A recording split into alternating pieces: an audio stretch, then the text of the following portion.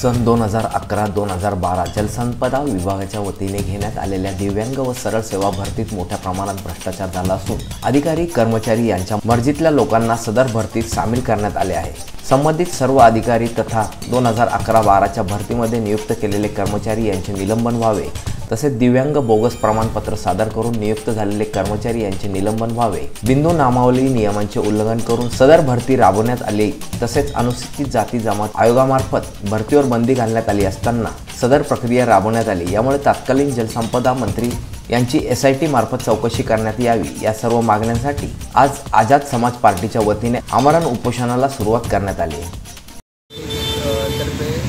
जलसंपदा कार्यालयाच्या बाहेर गेली 3 दिवसापासून आमरण उपोषण करत आहोत। आम्ही पक्षाचे सहकारी संदीपजी मोरे, अमोल जाहीर, मी स्वतः तेज गांगुडे गेली 3 दिवसापासून आम्ही इथे आमरण उपोषण करत आहोत।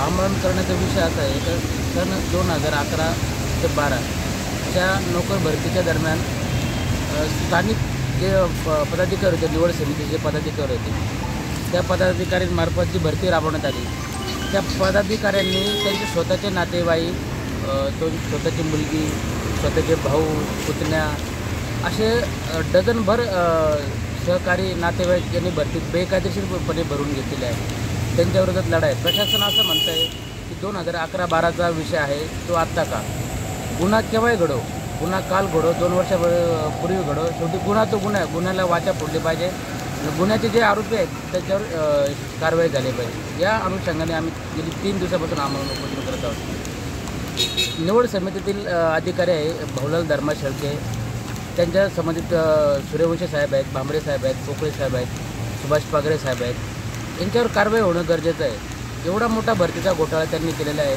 शासनाची एवढी मोठी फसवणूक त्यांनी केलेली आहे, त्यांचे मुलं आज शासकीय सेवेत बेकायदेशीरपणे रुजू आहेत, त्यांच्यावर प्रशासनाने कारवाई केली पाहिजे। 3 दिवसापासून आम्ही आमरण उपोषण करत आहे। प्रशासनाचा कोणीही अधिकारी इथं आलेला नाही आहे, कोणी चौकशी केलेली नाही, उलट आमच्यावर ताशेर मारत आहे का गुन्हा होऊन गेला, आता उपयोग काय, शेवटी गुन्हा झालेला आहे, भ्रष्टाचार झालेला आहे, गैरप्रकार झालेला आहे, गुन्ह्याला वाचा फोडली गेली पाहिजे। 12 वर्षापासून हे कर्मचारी, निवड समितीचे अधिकारी, त्यांचे नातेवाईक झालेले रुजू, या सर्वांनी महाराष्ट्र शासनाची मोठी स्वरूपात फसवणूक केलेली आहे। या सर्वांची चौकशी होऊन त्यांच्यावर कारवाई होणं गरजेचं आहे। त्यासाठी आम्ही आज गेली 3 दिवसापासून आमरण उपोषण करत आहोत। या सर्व निवड समितीतील अधिकारी यांच्यावर निलंबनाची कारवाई होत नाही आणि जे अधिकारी सेवानिवृत्त झालेले आहेत त्यांच्यावर चौकशी करून कारवाई करावी आणि त्यांच्यावर वेतन वसुलीचे आदेश महाराष्ट्र शासनाने काढावे, यासाठीचा आमचा हा लढा चालूच राहील जोपर्यंत आम्हाला न्याय भेटत नाही तोपर्यंत। लढा हा आम्हाला प्रशासनाने कुठल्याही प्रकारची दखल घेतलेली नाही, कुठलाही अधिकारी आमच्यापर्यंत आलेला नाही आहे। त्यांचे शिपाई असेल, चतुर्थ श्रेणीचे कर्मचारी येऊन सांगतात आहे का 2012चा विषय गुन्हा होऊन गेलेला आहे, पण गुन्हा झालेला आहे ना, त्यामुळे उपोषणात करू नका असं धमकावत आहे अशा अक्षरशः, नका करू। प्रशासनाने कुठल्या प्रकारची दखल घेतलेली नाही अद्याप, पण गुन्ह्याला वाचा फोडले पाहिजे, यासाठी आमचं आमरण उपोषण चालूच राहील। आझाद समाज पार्टी युवा मोर्चाच्या वतीने जे काही उपोषण चालू आहे, त्या उपोषणाचा 3रा दिवस असून आत्तापर्यंत कुठल्या अधिकाऱ्यांनी येऊन कुठली दखल घेतलेली नाही आहे।